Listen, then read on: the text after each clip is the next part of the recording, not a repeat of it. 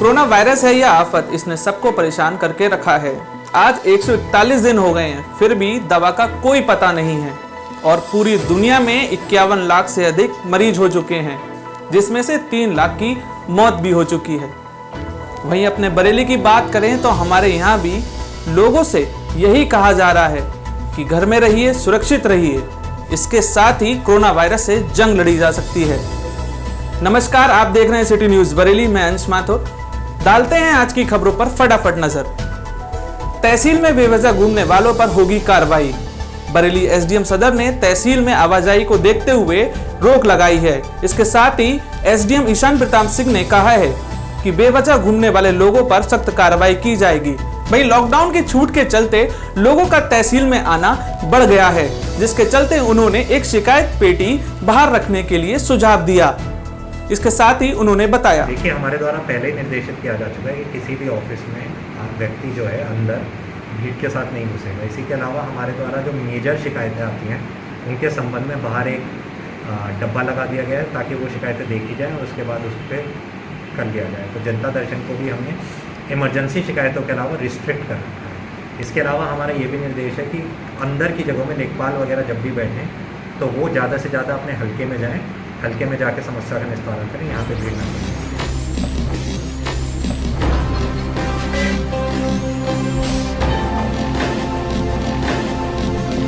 Samajwadi party ने स्कूलों की मनमानी के विरोध में जिलाधिकारी को संबोधित एक ज्ञापन सिटी मजिस्ट्रेट को सौंपा। इसके साथ ही उन्होंने मांग की है कि लॉकडाउन के चलते समस्त व्यापार बंद हैं और स्कूलों पर कोई अतिरिक्त खर्च भी नहीं पड़ा है, लेकिन पता नहीं क्यों स्कूल वाले अपनी मनमानी पर उतर आए हैं और वो कोई भी छूट प्रदान करना नहीं चाह रहे हैं। इस बारे में अधिक जानकारी देते हुए पदाधिकारी ने बताया, जिलाधिकारी महोदय को संबोधित एक ज्ञापन सिटी मजिस्ट्रेट महोदय को सौंपा है।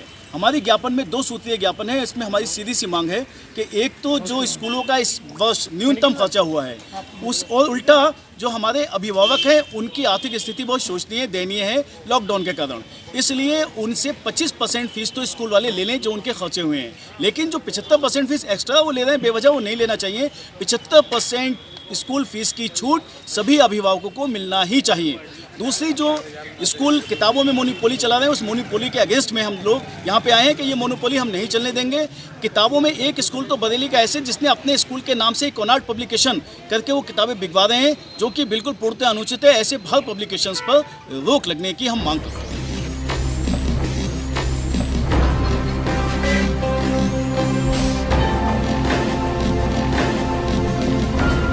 उत्तर प्रदेश पुलिस के द्वारा उत्तर प्रदेश कांग्रेस के अध्यक्ष अजय कुमार लल्लू और प्रियंका गांधी के निजी सचिव संदीप सिंह पर रिपोर्ट दर्ज करने के विरोध में आज बरेली महानगर कांग्रेस ने विरोध दर्ज करवाया है।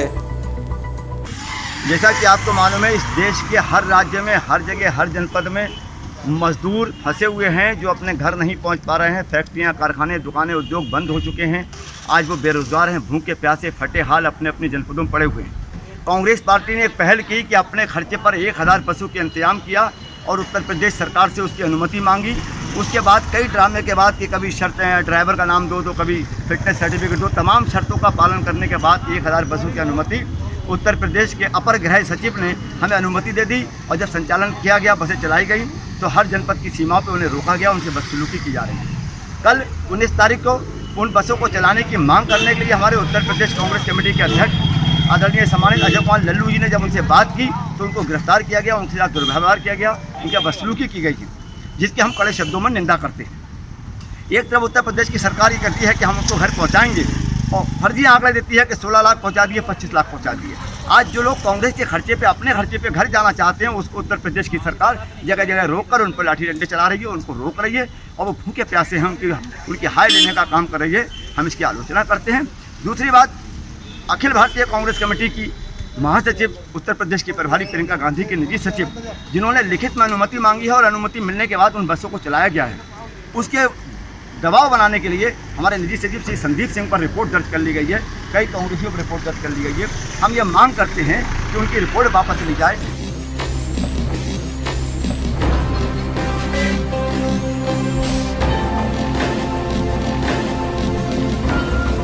भारतीय मजदूर संघ के पदाधिकारियों ने कलेक्ट्रेट पहुंचकर अपनी 9 सूत्रीय मांगों को लेकर एक जिलाधिकारी के माध्यम से मुख्यमंत्री को संबोधित एक ज्ञापन भेजा।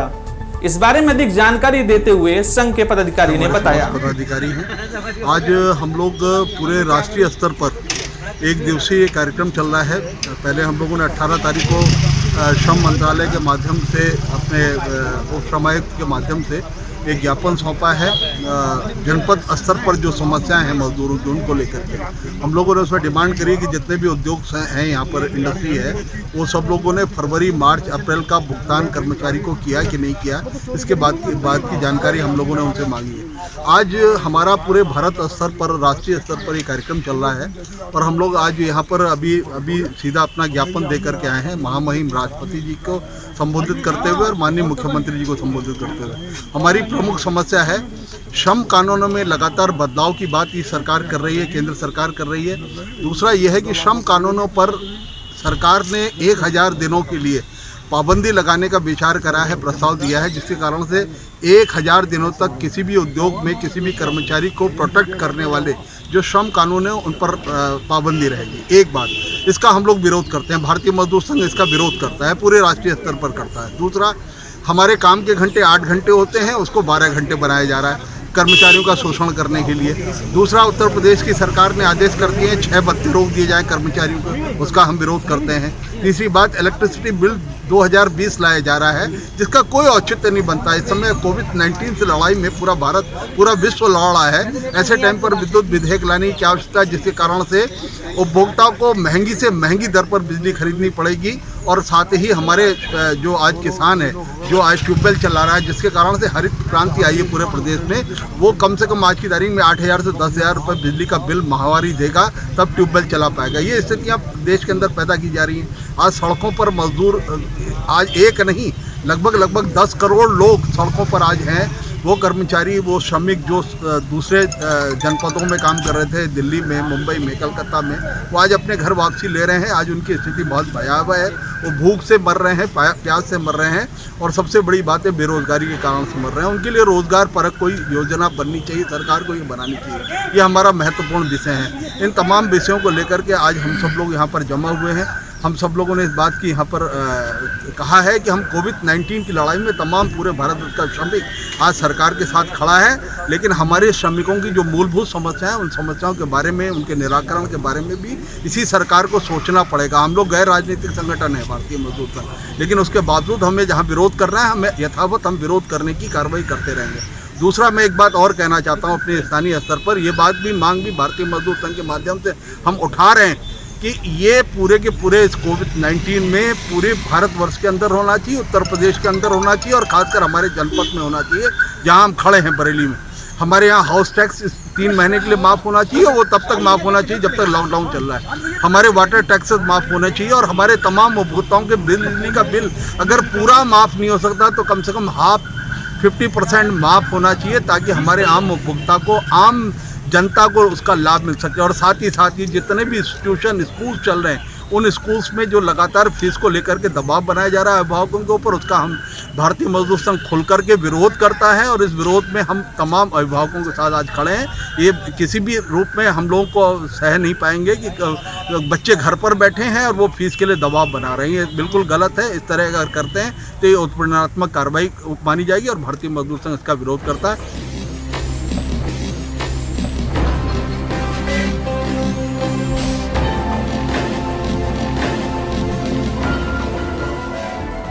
लॉकडाउन 4 में छूट दी गई है, जिसके बाद आज सिटी न्यूज बरेली की टीम बरेली स्टेशन रोड पर दुकानों का हालचाल जानने पहुंची। ग्राउंड जीरो से रिपोर्ट दिखा रहे हैं हमारे संवाददाता धीरेन्द्र सिंह। देखिए ये रिपोर्ट। दुकान जो है आज इस दिन खुल रही है। कचहरी, कलेक्ट्रेट, तहसील, कोर्ट सब बंद है, वकील बंद है, काम बिल्कुल नहीं है, आगे बढ़ा। अभी तक सुबह से फोटोस्टेट की दुकान आपकी दिखाई दे रही है और कुछ और भी इलेक्ट्रिक का भी काम है आपका। अभी तक लगभग सुबह से कितने की दुकानदारी हो गई है आपकी? हमारी दुकानदारी सुबह से हुई है करीब 700 रुपये। 700 रुपये। वैसे लॉकडाउन से पहले ये स्तर मतलब क्या था, क्या औसत था आपका? अभी तो काम जो है 30% है हमारे पास। 30% है आपके पास। क्या कहना चाहेंगे आने वाले समय में प्रशासन से क्या कहना चाहेंगे, क्या मांग करेंगे आप? धीरे धीरे जो है सब खुलेगा तो दुकानदारी बढ़ जाएगी। दुकानदारी बढ़ जाएगी। नमस्कार, में आपका स्वागत है। मैं ग्रेजुएशन 2 महीने के बाद आज हम खड़े हैं जिला कलेक्ट्रेट गेट के पास, यहाँ पर थोड़ी थोड़ी मार्केट खुलने का जो है आज आश्वासन दे दिया है। कुछ दुकानें खुली भी हैं। यहाँ पर बात हम खड़े हुए हैं यहाँ पर समय दीपक फोटो स्टेट पर। आइए बात करते हैं, आप सुबह से क्या रहा ग्राहकों का, क्या नाम है? क्या कहना चाहेंगे सर, आज जो 2 महीने के बाद दुकान आपने खोली है, मतलब क्या सेल रही, क्या कौन आया, क्या बात? कोई भी सेल नहीं है इसमें, बिल्कुल मार्केट में सन्नाटा छाया हुआ है, कुछ भी नहीं है। दुकान खोलना ना खोलना एक ही बराबर है। प्रशासन की ओर से कोई मदद नहीं मिल रही है।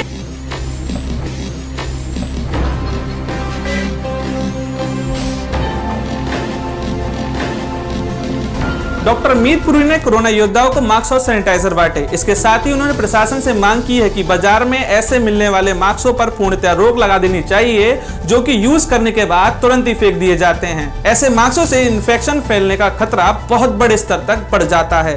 इसके साथ ही उन्होंने लोगों से अपील की कि आप कपड़े के मास्क पहने, वे आपके लिए अधिक सुरक्षित रहेंगे। मैं डॉक्टर हरमीत पुरी हूँ। मेरी लैब चल रही 2003 से, पूरी पैथोलॉजी लैब नोवेल्टी चौराहे पे। और मैं पता नहीं क्या हुआ, मुझे मेरा सुबह का टाइम कटता नहीं था, तो मैंने सरकारी नौकरी ज्वाइन करी। एज MBBS MD की जॉब नहीं करी, और मैं बिकॉज सेवा करना चाहती थी, इसके लिए मैंने यहाँ हरुनंगला में MOIC मेडिकल ऑफिसर हूँ। तो मैंने अभी 5 दिन से पुलिस कर्मियों को बोल रहे थे हमें दवाई दो, विटामिन C, ORS, थक जाते हैं, और कैल्शियम लेडीज़ को यहाँ बांटी, तो उन लोग कह रहे थे हमें मास्क दो। तो मैंने बुटीक से जो मैं मास्क यूज़ कर रही हूँ, वहाँ से 100 मास्क बनाए, भी पुलिस वालों को बांटने जा रही हूँ। और सैनिटाइजर मैं खरीद के अपने पैसों से लाई। मैं पूरी तनख्वाह 2-3 महीने की कोरोना के लिए डोनेट कर। मैडम कितनी तनख्वाह आती है आपकी? अरे वो क्यों बताएं? नहीं बता रही। MBBS को जो तनख्वाह आती है, बाकी मेरी लैब चल रही है ना, पूरी पैथोलॉजी। क्या नाम है लैब का? पूरी पैथोलॉजी ना, सबसे बड़ी लैब बरेली में। कहाँ का वितरण कर रही हैं आप? हाँ, कहाँ का वितरण कर रही बरेली में? सब जगह पुलिस वालों को दवाएं ये बांट रहे, सैनिटाइजर और मास्क। अभी मास्क उनके लिए थे सिविल लाइंस के, अभी बुटीक से बन रहे हैं, 500 मास्क बन रहे हैं अच्छे क्वालिटी के। क्योंकि ये जो इन्होंने डिस्पोजेबल मास्क पहना है, मैं इसलिए DM को मिलने आई थी। ये डिस्पोजेबल मास्क आप पहनना क्राइम है। अब ये अगर फेंक देंगे तो यही बीमारी फैलाती है। हमें ये फैलाना है कि आप कपड़े का मास्क पहन के धो, पूरा ये 1 महीना चलेगा। आपने ये पहना, ये 5 रुपये का लोग खरीद रहे हैं, बैन कराना है दुकानों से। इसके लिए मैं DM को मिलने आई थी, क्योंकि कोई तो लेगा पहल। जिसको देखो वो भी डिस्पोजल मास्क पहन रहे हैं, डिस्पोजल कहीं फेंक देंगे तो आपका वो। और मैं एक और बात बता रही हूँ, मैंने 2-3 दिन पहले ये ऐलान किया, फ्रंट लाइन कोरोना वॉरियर जो कोरोना में ड्यूटी करे हैं, जैसे मैंने भी 300 बेडेड में ड्यूटी करी थी, हमने देखा, मैंने एडमिट भी किया कोरोना पेशेंट्स को। जो सिस्टर्स हैं, हेल्थ वर्कर्स, जो मीडिया वाले हैं, और जो पुलिसकर्मी हमारे हैं, उनके लिए 70% पूरी पैथोलॉजी डिस्काउंट देगा पैंडेमिक में, नहीं जिंदगी भर के लिए, लाइफ लॉन्ग। तालियां लाइफ लॉन्ग सब पर। और मेरे पास कम से कम 10 पुलिस वाले रोज टेस्ट कराने आते हैं, उनको मैं अभी तक 15% डिस्काउंट देती। लोग मेरे से अगेंस्ट भी हो गए हैं।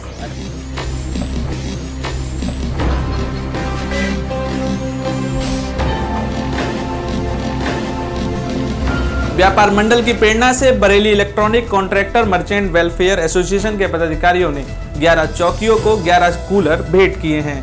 गुरुवार को पटेल चौक पर इलेक्ट्रॉनिक कॉन्ट्रैक्टर वेलफेयर एसोसिएशन के पदाधिकारियों ने एक कार्यक्रम का आयोजन किया, जिस कार्यक्रम में मुख्य अतिथि बतौर शैलेश कुमार पांडे SSP बरेली रहे। संस्था की तरफ से 11 चौकियों को कूलर वितरित किया गया है। संस्था का मानना है कि बरेली पुलिस बहुत ही अच्छा काम कर रही है। इसके साथ ही उन्होंने ये कदम उठाते हुए आज बरेली पुलिस के जवानों के लिए 11 चौकियों पर 11 कूलर भेंट किए हैं। इस बारे में अधिक जानकारी देते हुए संस्था के पदाधिकारियों ने बताया, आज हम लोगों ने यहाँ पर बरेली की 11 पुलिस चौकियों में कूलर लगाने का कार्यक्रम किया है। हम लोग इलेक्ट्रिकल एसोसिएशन से हैं। इस भयंकर गर्मी में पुलिस हम लोगों का हौसला बढ़ा रही है, और 60 दिन से उन्होंने बिल्कुल एकजुटता से पूरे बरेली को एक करके रखा हुआ है और हम लोगों की दुकानें 60 दिन तक बिल्कुल नहीं खुली और बिल्कुल सुरक्षित रही। हमारी भी बरेली के नागरिक के होने के नाते हम बरेली के व्यापारी भी हैं, हम यहाँ पर उपभोक्ता भी हैं और विक्रेता भी हैं, तो हमारी मॉरल ड्यूटी बनती है कि हम भी कुछ ना कुछ इस नगर की पुलिस के लिए करें। उसके तहत हम लोगों ने 11 पुलिस चौकियों में कूलर लगाने का कार्यक्रम था आज, और वो हमारा कार्यक्रम आज संपन्न हुआ। धन्यवाद। इलेक्ट्रिकल कॉन्ट्रैक्ट मर्चेंट एसोसिएशन ने कोरोना वॉरियर्स के रूप में पुलिस की भूमिका की बड़ी सराहना की है और इस समय गर्मी को देखते हुए हमारी इलेक्ट्रिक एसोसिएशन ने 11 चौकियों पर ठंडी हवा के लिए कूलर देने का निश्चय किया, जिसका एक संक्षिप्त यहाँ कार्यक्रम था। माननीय वरिष्ठ पुलिस अधीक्षक महोदय जी की उपस्थिति में हमने बरेली की चौकियों को 11 चौकियों को 11 और अच्छे ठंडी हवा के कूलर समर्पित किए और निश्चित तौर पर व्यापार मंडल बरेली पुलिसिंग की भूरि प्रशंसा करता है और आगे भी ये कामना करता है कि कभी भी अगर हमें इस प्रकार की सहयोग की जरूरत पड़ेगी तो हम देते भी रहेंगे सहयोग, लेते भी रहेंगे और जनता की सेवा के लिए हम सदैव तत्पर हैं। पुलिस का वहीं एसएसपी शैलेश कुमार पांडे ने खुशी जाहिर करते हुए कहा, ने जो एक पहल की है वो अत्यंत सराहनीय है। आप सबने जो निर्णय लिया कि शहर की 11 चौकियों को कूलर प्रोवाइड कर रहे हैं आप सभी अवगत हैं। गर्मी काफ़ी बढ़ रही है और हमारे पुलिसकर्मी सभी कोरोना वॉरियर्स के रूप में अपनी सेवाएं 24 घंटे दे रहे हैं और ये निश्चित तौर पे मैं कहूँगा कि भारी भावुक क्षण है जहाँ आप लोगों ने अपने स्वयं के इनिशिएटिव से हमें अपने तरफ से कभी कुछ कहने का मौका भी नहीं दिया। आप लोगों ने स्वयं के अपने इनिशिएटिव से ये तय किया कि हम लोग इन चौकियों पर पुलिस कर्मचारियों के कल्याणार्थ ये कूलर इंस्टॉल करेंगे। मैं आपका पूरे एसोसिएशन का, आपके सेक्रेटरी नरेंद्र गुप्ता जी भी हैं, आपकी पूरी टीम का मैं आभार प्रकट करता हूँ, धन्यवाद देता हूँ। बरेली पुलिस हमेशा बरेली वासियों के सेवा के लिए पूरी तरह से तत्पर है। अभी हम जो हमारे रूटीन क्राइम प्रिवेंशन, डिटेक्शन और लॉ एंड ऑर्डर मेंटेनेंस है, उसके अलावा हम इस महामारी के चेन को तोड़ने के लिए लॉकडाउन इन्फोर्समेंट की भी कार्रवाई कर रहे हैं। इसमें भी हमें बरेली वासियों का पूरा सहयोग मिल रहा है। लोग हमारी अपील को मान रहे हैं और अनावश्यक घरों से बाहर नहीं निकल रहे हैं। कोशिश है कि हम सब मिलकर इस संक्रमण के चेन को ज़रूर तोड़ेंगे और इस महामारी पर भी विजय प्राप्त करेंगे। तो अब तक का आपका भूतपूर्व सहयोग रहा है, आगे भी उसी सहयोग की अपेक्षा है और जन सहयोग के साथ और सकारात्मक सोच के साथ हम सब काम करेंगे तो निश्चित तौर पर अपने अपने उद्देश्यों में सफल रहेंगे। आप सबका पुनः बहुत बहुत आभार।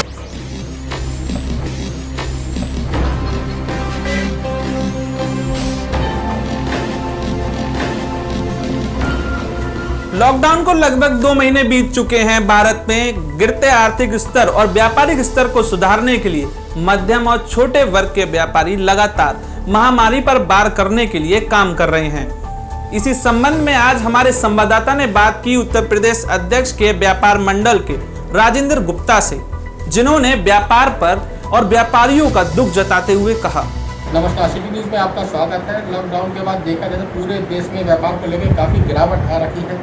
वहीं पर आज हम बात करेंगे उत्तर प्रदेश के व्यापार मंडल के अध्यक्ष की माननीय राजेंद्र गुप्ता जी के साथ, किस तरीके से व्यापार में ये मतलब व्यापारियों को कहीं ना कहीं मदद देंगे, किस तरीके से मतलब प्रशासन के साथ बैठकर कुछ ऐसे सुझाव मतलब देंगे व्यापारियों को जहाँ पर उनको कुछ आसानी हो, कुछ ऐसे निर्देश भी देंगे कि जहाँ पर व्यापारियों को आसानी भी हो। और क्या कहेंगे सर गुप्ता जी इसके विषय? देखिए, कोविड-19 की जो महामारी है ये वैश्विक महामारी है और निश्चित रूप से सारी दुनिया इससे पीड़ित है, हिंदुस्तान भी इससे पीड़ित है। लेकिन इसके साथ साथ आज लगभग 57-58 दिन हो गए पूरे हिंदुस्तान का कारोबार ठप है। कुछ चीज़ों को छोड़ करके एसेंशियल कमोडिटीज़ की कुछ चीज़ों का काम चल रहा है, दवाइयों का काम चल रहा है, बाकी सारा कारोबार ठप है। और अब व्यापारी जो है वो निश्चित तौर पर आर्थिक रूप से बहुत ज़्यादा परेशान हो चुका है। हमारे व्यापारियों के और उद्यमियों के गोदामों में, दुकानों में करोड़ रुपए का माल डंप है। बहुत सा माल ऐसा है जो यदि शीघ्र उनकी दुकान नहीं खुलवाई गई तो वो माल खराब हो जाएगा, उससे राष्ट्रीय क्षति भी होने की संभावना है और आर्थिक क्षति तो पूरे बाजार में मंदी के चपेट में आई गई है, बहुत ज़्यादा परेशानी खड़ी हो गई है।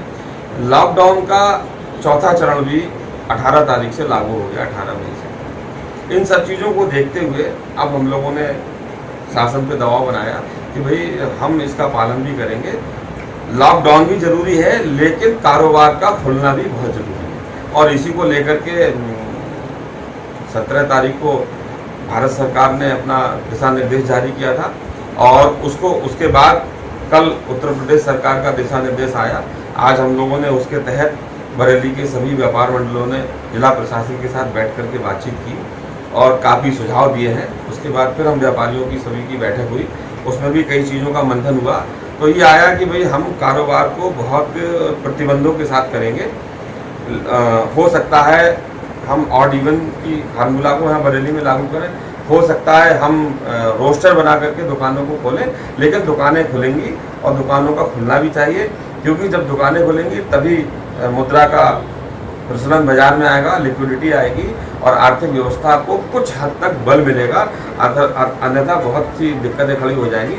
लेकिन इसके साथ में हम प्रशासन को भी ये आश्वासन देकर के आए थे और अपने व्यापारियों से भी हम ये आग्रह करेंगे कि दुकान अगर खुलती है, जो भी प्लानिंग प्रशासन का निर्देश आता है उसका पालन करके हम अगर दुकान अपनी खोलते हैं तो निश्चित रूप से हमें कोविड-19 के प्रोटोकॉल का पालन करना चाहिए और जो भी आवश्यक चीज़ें हैं जैसे सैनिटाइजेशन है, मास्क लगाना है, शारीरिक दूरी बनानी है, इन सब चीज़ों का पालन करके हम अपनी दुकान को खोलें। क्योंकि पता नहीं भीड़ में कौन ऐसा है जो कोरोना को कैरी कर रहा है, तो उसकी वजह से हमें भी अपनी जान बचानी है, हमें भी अपने परिवार को सुरक्षित रखना है। तो इन सारी सावधानियों के साथ हम लोग कारोबार शुरू करेंगे। कल से देखते हैं प्रशासन जैसे गुप्ता जी अभी सुनने में आया था कि मतलब एक काफ़ी बड़ा पैकेज दिया है मोदी जी ने, उसमें कुछ मतलब व्यापारियों के लिए भी कुछ राहत की खबर सुनने में आई है, उसके विषय में क्या कहना चाहते हैं? देखिए, पैकेज आया, निश्चित रूप से सरकार भी अपने स्तर से बहुत अच्छा कर रही है, उनके प्रयासों की भी हम सराहना करते हैं। और अभी जो पैकेज आए हैं 20 लाख करोड़ रुपए का जो आया है, उसमें हमारे MSME जो सूक्ष्म लघु और मध्यम इंटरप्राइजेज हैं, इंडस्ट्रीज हैं, उनको उन्होंने काफ़ी इसमें राहत दी है और उस राहत से निश्चित रूप से कहीं ना कहीं व्यापारियों को, उद्यमियों को इस कोरोना से लड़ने में मदद मिलेगी।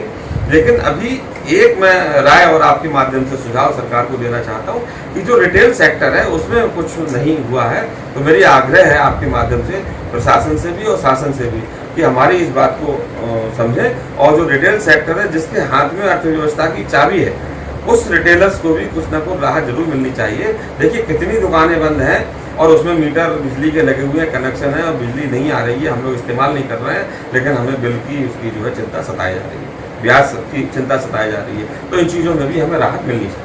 तो गुप्ता जी, जैसे अभी लगातार 2 महीने से लॉकडाउन चल रहा है और जो इतना लंबा समय अभी हुआ भी है व्यापार को लेके, वहाँ पर काफ़ी क्षति भी आई है, तो उस क्षति को किस प्रकार से शासन के माध्यम से या अपने माध्यम से मतलब क्या आपने सुझाव भविष्य के लिए बनाए हैं व्यापारियों? देखिए, क्षति तो पूर्ति नहीं हो सकती, ये तो मान के चलिए कि अब हम लोग मान रहे हैं कि वित्तीय वर्ष हमारा 2020 और 21 बिल्कुल खराब हो चुका है, लेकिन उस क्षति को हम मिनिमाइज कैसे कर सकें और नुकसान को हम कम से कम कैसे कर सकें, ये चिंतन हमारा चल रहा है बराबर। हम सारे जिलाध्यक्षों से, पूरे उत्तर प्रदेश के व्यापारियों से मेरी बात होती है, प्रायः मैं सबको दिशा निर्देश यहाँ से जारी करता हूँ, तो सबसे बात होती है क्योंकि प्रदेश महामंत्री का दायित्व भी है मेरे ऊपर, तो सबसे बात करते हैं और यही कोशिश करते हैं कि भाई जो नुकसान हो गया सो हो गया, अब कम से कम नुकसान हो, कारोबार धीरे धीरे धीरे खुले और ज़िंदगी की पटरी जो है वो उस पर आए मुख्य भूमिका में। और ये बात बिल्कुल सही है कि हमारे सारे लोग बहुत अति उत्साहित हैं और निश्चित रूप से हम कोरोना को हराएंगे, कोरोना हारेगा, भारत जीतेगा, व्यापारी जीतेगा, यहाँ के नागरिक जीतेगा। अच्छा, गुप्ता जी, कई बार ये भी शिकायत आई है कि मतलब अभी भी कहीं ना कहीं पान मसालों की या कहीं ना कहीं मतलब गुटखों की अभी जमाखोरी को लेके मतलब अभी भी ओवर रेटिंग कहीं चल रही है, तो उसके लिए उन मतलब व्यापारियों के लिए मतलब आप क्या कहेंगे? देखिए, ये तो हमारे व्यापार मंडल के सख्त निर्देश है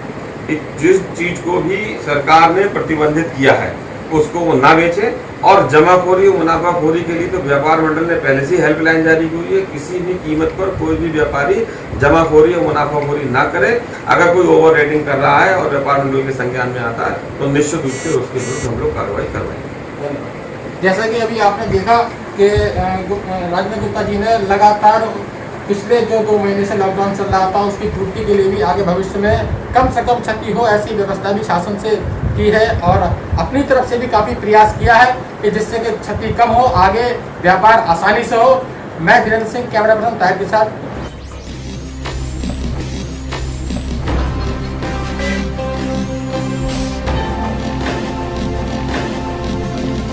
बाबा नीलकंठ मंदिर trust a block Rajendra Nagar तथा बाबा आशुतोष मंदिर ट्रस्ट इंदिरा नगर बरेली के तत्वाधान में पिछले 2 महीने से लगातार देश में चल रहे लॉकडाउन के चलते संस्था लगातार जरूरतमंदों तक राशन, भोजन इत्यादि कई चीजें वितरित करवा रही है। सैनिटाइजेशन के साथ साथ कच्चा राशन भी वितरित कराया गया।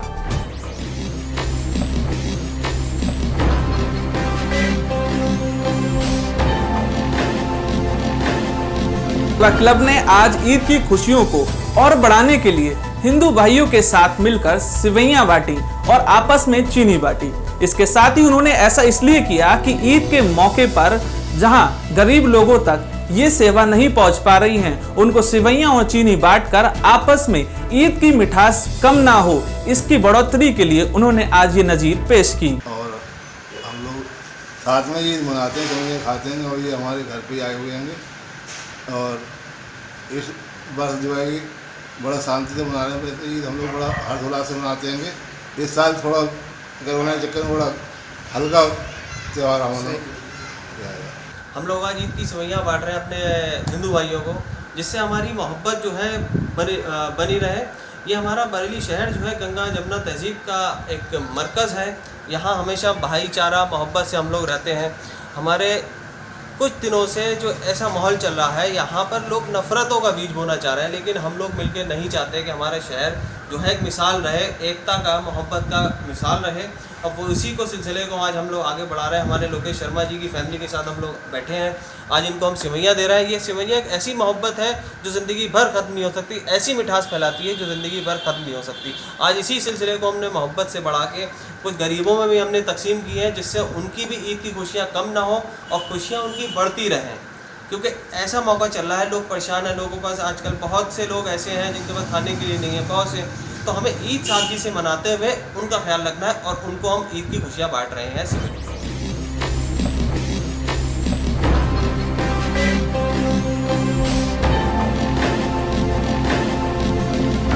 लॉकडाउन 4 में प्रत्येक दिन की तरह अवती फाउंडेशन ने असहाय और जरूरतमंद लोगों को भोजन और पानी वितरित किया। इसके साथ ही वे लगातार लोगों की मदद कर रहे हैं और लोगों को जागरूक कर रहे हैं कि आप लोग मास्क पहनिए, समय समय पर अपने हाथों को सैनिटाइज कीजिए, साबुन से हाथ धोते रहिए, ताकि कोरोना की इस जंग में भारत इस जंग से जीत जाए और विश्व विजेता बनकर पूरे विश्व को एक नजीर पेश कर सके, ताकि हर कोई हमसे सीख ले सके कि हमें इस जंग में कैसे लड़ना है।